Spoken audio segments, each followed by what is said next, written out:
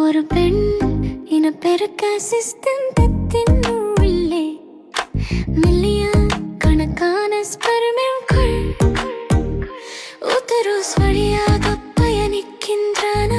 Fallopian டியூப்ஸை நோக்கி பந்தயமிடுகின்றன. அதே சமயத்தில் ஒன்றுக்கு பதிலாக 2 எக்ஸ் ஓவரீஸ்கள் இருந்து வெளியிடப்படுகின்றன.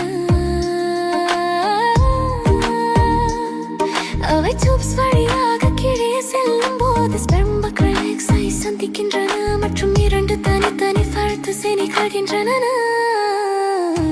இப்போது 2 தனித்துவமான